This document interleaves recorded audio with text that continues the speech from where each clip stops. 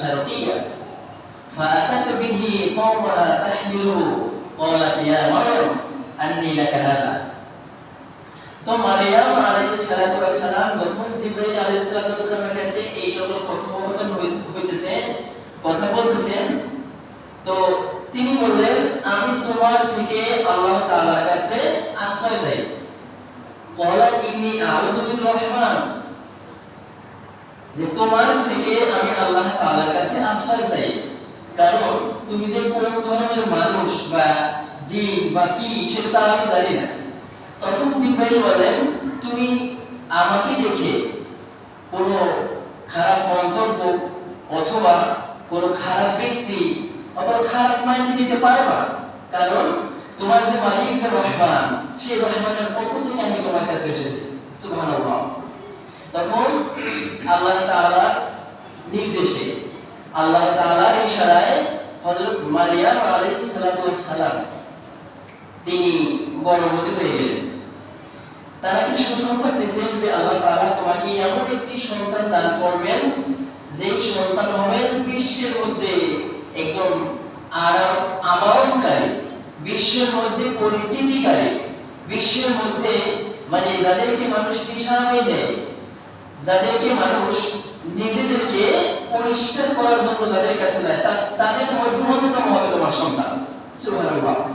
এই সুসংবাদ দেওয়ার পরে হযরত মারিয়াম আলাইহিস সালাতু ওয়াস সালামকে আল্লাহ তাআলা নির্দেশে হযরত জিবরাইল আলাইহিস সালাতু ওয়াস সালাম তাকে সন্তান দান করলেন। তখন তিনি দূরবর্তী এলাকায় ছিলেন। যখন পোশাকের অবস্থা ঘনিয়ে এসেছে, তখন হযরত মারিয়াম আলাইহিস সালাতু ওয়াস সালাম নিজেকে ভিক্ষা দিতেছেন, নিজেকে অবজ্ঞা করতেছেন, নিজেকে হ্যাঁ অপ্রতিপন্ন মনে করতেছেন যে আমার এই অবস্থা যদি আমার মৃত্যু হতো, আমি যদি মানুষের সামনে বেঁচে না থাকতাম, আমার এই ফেস, আমার এই সম্মানিত চেহারা, এই মানুষের রূপ, এটা মানুষের সামনে যদি আমি না দেখাতাম, আমাকে যদি এখন নিয়ে যাওয়া হতো, আমি অনেক ভালো হতাম। আল্লাহ তাআলার ইশারায় হযরত জিবরাইল আলাইহিস সালাতু ওয়াস সালাম তিনি বললেন তুমি হুতাশ হইতেছো কেন? তুমি হুতাশ হইতেছো কেন? নিজেকে একজন নিকৃষ্ট নিম্নতম মানুষ বলে প্রকাশিত করতেছো কেন? তুমি অধুর মরুভূমির মধ্যে আছো বলে তোমাকে আল্লাহ তাআলা রিজিক দিবেন না? তোমার পায়ের নিচে কিন্তু পানি আছে, নহর আছে। তুমি তাকাও, তুমি যে খেজুর গাছের কিনারায় তুমি আসো, ওই খেজুরের ওই যে ডাল ধরে খেজুরের পাতা ধরে দাঁড়া দাও, ওখান থেকে তোমার জন্য পরিপক্ক সুস্বাদু তোমার জন্য পুষ্টিকর খেজুর আসবে তোমার জন্য। সুবহানাল্লাহ। সব কথার মূল হলো আল্লাহ তাআলা হযরত মারিয়াম আলাইহিস সালাতু ওয়াস সালামকে কত সম্মান দান করেছেন, এই কথা প্রকাশ হয়েছে এই সূরা মারিয়ামের মধ্যে। এবং বিশেষ করে উলামায়ে কিরাম তো বটেই, আজকাল বৈজ্ঞানিক যুগ, ডক্টর যারা ডাক্তার মানুষের সেবা করে, যারা মানুষের কল্যাণ নিয়ে চিন্তা করেন, তারা বলেন কি জানেন?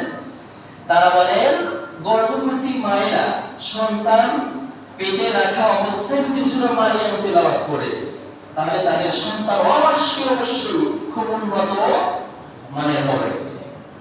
এটা সবাই মনে রাখবেন। গর্ভবতী মায়েরা যদি সন্তান পেটে থাকা অবস্থায় সূরা মারিয়াম বেশি করে তেলাওয়াত করে, তাদের সন্তান মেধাবী হবে, আল্লাহর হবে। বিজ্ঞানের যে গবেষণা, সেই গবেষণা তাদের মেধার মধ্যে থাকবে, তাদের মেধা উজ্জ্বল উত্তম হবে, সর্বোৎকৃষ্ট মানের মানুষ তারা হবে। তারপরে কি বলছে আল্লাহ শুনেন, আল্লাহ তাআলা বলেন ফাকুলি ওয়াশরাবি ওয়া কুররি আইনা ফাইম্মা তাওয়াল্লা মিনাল বাশারি আহাদান ফাকুলি ইন্নী নাযারতু লির-রাহমানি সাওয়া ফালান উকাল্লিমাল ইয়াওমা ইনসিয়া ফাকুলি ওয়াশরাবি ওয়া কুররি আইনা। তুমি যখন আল্লাহ তাআলার নিদর্শনের মধ্যে অন্যতম নিদর্শন, এই যে তোমার পায়ের গোড়ালি থেকে মরুভূমির মধ্যে পানি পেয়েছো, এই পানি যখন পান করবা, তুমি যখন আল্লাহ তাআলার নিদর্শনের মধ্যে অন্যতম নিদর্শন, তুমি খেজুর গাছের ওই যে ডাল ধরে নাড়া দেওয়ার পরে তোমার জন্য পরিপক্ক সুস্বাদু পুষ্টিকর খেজুর তোমার জন্য আসছে, এগুলি তুমি খাবা, তোমার ক্ষুধা নিবারণ হবে, তোমার চক্ষু শীতল হবে, তোমার চক্ষু শান্তমান হবে, তোমার প্রাণ শান্তি দিয়ে ভরে যাবে। এমন অবস্থায় যদি তোমাকে কোনো মানুষ দেখে তাহলে তুমি বলো ফালান উকাল্লিমা আল-ইয়াওমা ইনসিয়া ফাআতাত বিহি কওমাহা, তোমার কওমকে বলো ফালান উকাল্লিমা আল-ইয়াওমা ইনসিয়া। আল্লাহ তাআলা বলেন ফাকুলি আশরাবি ওয়াকাল্লি আইনা ফাইম্মা তারাউন্না মিনাল বাশারি আহাদা ফাকুলি ইন্নী নাযারতু লির-রাহমানি সাওমা। আমরা বলি সওম রেখেছি, রোজা রেখেছি, পানাহার বন্ধ। আর তৎকালে ছিল রোজা রাখা অবস্থায় সব কিছু খাবে, সব কিছু করবে, কিন্তু কথা বলবে না। এই কথা আপনারা শুনেন না? আগে কিছু আমরা শুনছি। আল্লাহ তাআলা যখন হযরত মারিয়াম আলাইহিস সালাতু ওয়াস সালামের মায়ের গর্ভের মধ্যে হযরত ঈসা আলাইহিস সালাতু ওয়াস সালামকে দান করলেন, তখন তিনি যখন নিজেকে ধিক্কার দেওয়া শুরু করলেন, নিজেকে ছোট বলে নিজের কাছে ধিক্কার দেওয়া শুরু করলো, নিজেকে গুনাহগার বলে প্রকাশ করা শুরু করলো, তখন আল্লাহ তাআলা জিবরাইল আলাইহিস সালাতু ওয়াস সালামের মাধ্যমে তাকে সুসংবাদ জানালেন, আপনি হতভাগা হবেন না, আপনি হতভাগা হবেন না, আপনি একজন সুসংবাদদাতা মা, আপনার সন্তান এত উত্তম সন্তান, বিশ্বের মধ্যে শ্রেষ্ঠ যত মানুষ থাকবে তাদের মধ্যে অন্যতম সন্তান হবে আপনার সন্তান।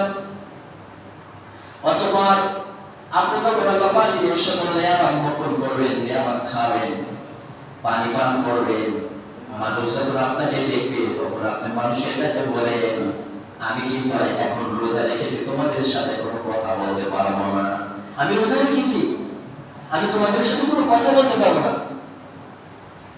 এরপরে আস্তে আস্তে কি করলো, কমের সাথে আসলো, দেশে ফিরে আসলো, সন্তান দিয়ে, সন্তান পোষা বলো, সন্তান দিয়ে আসলো।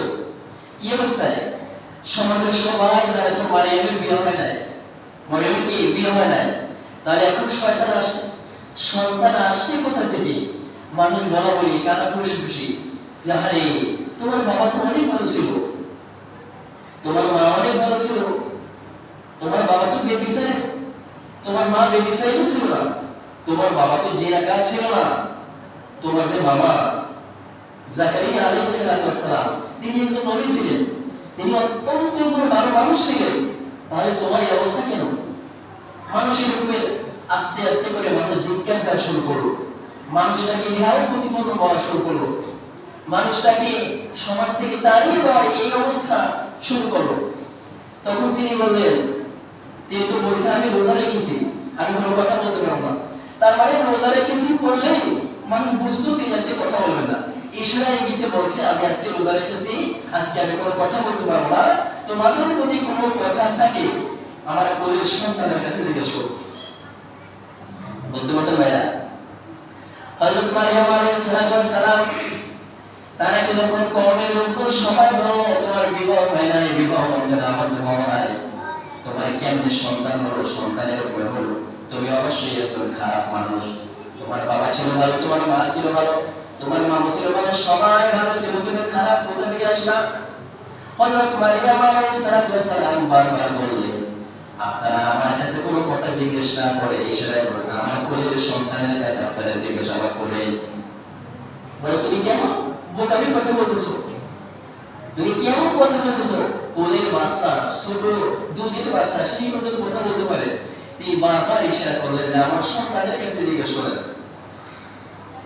এরপরে কওমের লোকজন বলল যে মা বারবার বলতেছে কোলের সন্তানের কাছে তুমি জিজ্ঞেস করো, আমরা একবার না জিজ্ঞেস করে দেখি কোলের সন্তান কি বলে। কোলের সন্তানকে বলে, ও সন্তান তুমি কোথা থেকে এসেছো তুমি বলো।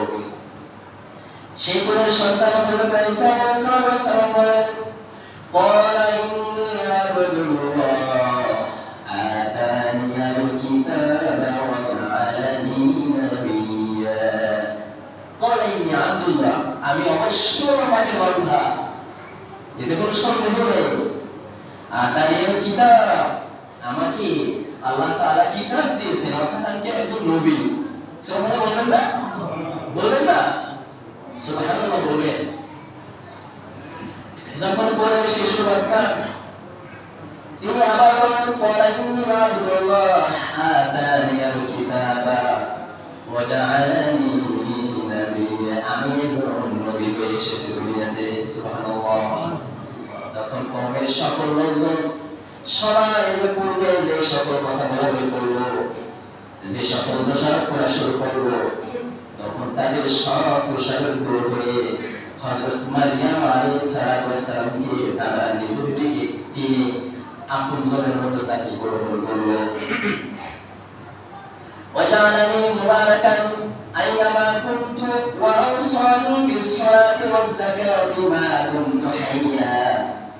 তিনি কওমের লোকজনদেরকে বললেন হযরত ঈসা আলাইহিস সালাম, হযরত ঈসা আলাইহিস সালাম কওমের লোকজনদেরকে বললেন যে আমাকে আল্লাহ তাআলা বরকতময় হিসেবে গ্রহণ করেছেন। আমাকে কি করেছেন? বরকতময় হিসেবে আমাকে দুনিয়াতে প্রেরণ করেছেন এবং আমার কিছু কাজ আছে। সেই কাজের মধ্যে অন্যতম কাজ হলো নামাজ এবং রোজা। এই কাজগুলির দায়িত্ব আল্লাহ পাক আমাকে দিয়েছে। আমি যতদিন জীবিত থাকবো আমার উপরে বরকত নাযিল হবে, আমার উপরে রহম নাযিল হবে, আমার উপরে অপমান হবে না। মৃত্যুর আগ মুহূর্ত পর্যন্ত, মৃত্যুর পূর্ব মুহূর্ত পর্যন্ত আমাকে আল্লাহ তাআলা রহম করবেন সুবহানাল্লাহ। এবং আমি এসেছি কওমের লোকজনদের উপরে শান্তি স্বরূপ। কওমের লোকজনদেরকে নামাজের দাওয়াত দেব, রোজার দাওয়াত দেব এবং নামাজ আদায় করলে কি হবে সেই দাওয়াত দেব। নামাজের রকমগুলি মানুষের কাছে পৌঁছে দেওয়ার দায়িত্ব হিসেবে আমাকে আল্লাহ তাআলা গ্রহণ করেছেন সুবহানাল্লাহ। প্রিয় ভাইরা, মূল কথা হলো কোরআনকে আসলে আমরা পরিপূর্ণ হিসেবে গ্রহণ করতে পারি না। কোরআনকে পরিপূর্ণ হিসেবে গ্রহণ করতে হবে। এবং এই যে আমরা বাংলায় কথা বলি, বাংলায় আলাদা তাফসীর আছে, সেই বাংলা তাফসীর বলি একটু সময় করে দৈনন্দিন জীবনে 24 ঘন্টা সময় অথচ 20 মিনিট অথবা আধা ঘন্টা সময় একটু কোরআনের তাফসীরের দিকে একটু মনোযোগ দেন, খেয়াল করেন, পড়েন, পড়লে হবে কি ঈমান বাড়বে, ঈমান বাড়বে। বিষয় হলো এমন যে আমি যদি ব্যবসা বাণিজ্য করার চেষ্টা করি, ব্যবসার প্রতি থাকি, তাহলে ওই ব্যবসার প্রতি কিন্তু আমার আকৃষ্ট আকর্ষণ মন জমে কিনা। আমি যদি অন্য কোনো কিছুর বিষয়ে থাকি, যে বিষয়ের প্রতি থাকে মানুষ, সেই বিষয়ের প্রতি মানুষ কিন্তু অগ্রসর হয়, তার ইচ্ছা আগ্রহ মন মানুষের সেই কাজের প্রতি ধাবিত হয়। অতএব একজন মুসলমান হিসেবে আমাদেরকে বেশি বেশি কোরআন তেলাওয়াত করা দরকার, অর্থ সহকারে, তাফসীর সহকারে। যদি তেলাওয়াত করি তাহলে আমাদের উপরে বরকত হবে। এবং আমাদের যে মা বোনরা আছে তাদেরকে এই যে মারিয়াম আলাইহিস সালাম, হযরত আয়েশা রাদিয়াল্লাহু তাআলা আনহা, মা ফাতিমা, উম্মে মুমিনিন খাদিজাতুল কুবরা রাদিয়াল্লাহু তাআলা, এই সকল ওয়াজ ওসিয়াত আপনারা ইউটিউবে সার্চ দিয়ে মানুষদেরকে শোনাবেন। এবং এই যে বাংলা কিতাবগুলি আছে বাজারে, হাদিসগুলি আছে, এইগুলি তাদেরকে পড়াবেন। পড়ালে হবে কি আল্লাহর দিকে মানুষের মন মানসিকতা ঝুঁকবে, রুজু হবে। আর যদি এগুলি না পড়াই, যদি অন্য মন মানসিকতা নিয়ে থাকি, তাহলে সেই দিকে অবশ্যই আমাদের মন কিন্তু ঝুঁকবে। যেহেতু আমাদের প্রত্যেকটা মুহূর্ত আমরা কিন্তু কবরের দিকে অগ্রসর হতেছি, আমাদের সময় কিন্তু সম্পূর্ণ নির্দিষ্ট। কি বলি ভাই, আমরা বলি কি যে আমার দাদা আমার থেকে বড়। আসলে হতে পারে দাদা দুনিয়াতে আমার থেকে বেশি দিন থাকছে, কিন্তু দাদার বয়স 80 বছর হয়ে থাকে, বাঁচবে। আর আমি যদি দুনিয়াতে 80 বছর থাকবো, দাদার থেকে কিন্তু আমি বড় দুনিয়া লেভেলে। মানে আমি এখনো হয়তো 20 বছর বয়স, তাহলে 80 বছর যদি বাঁচি তাহলে 60 বছর বাঁচবো, তাই না? আর দাদা যদি 70 হয়ে থাকে, দাদা এখন 10 বছর বাঁচবে। মানুষের নির্দিষ্ট সময় নিয়ে দুনিয়াতে আসা, প্রত্যেকটা মুহূর্ত মানুষের সময়, ওই একটা সেকেন্ড দেখি না, টাস করে একটা সেকেন্ড শুনতেছে, এক একটা মুহূর্ত থেকে আপনার মূল্যবান সময় শুনতেছে। এই মূল্যবান সময়টা কাজে রাখবেন ভাই। নামাজ আদায় করবেন, জিকির করবেন, তাসবিহ তাহলিল করবেন, মানুষকে ভালো কাজের করে দাওয়াত দিবেন।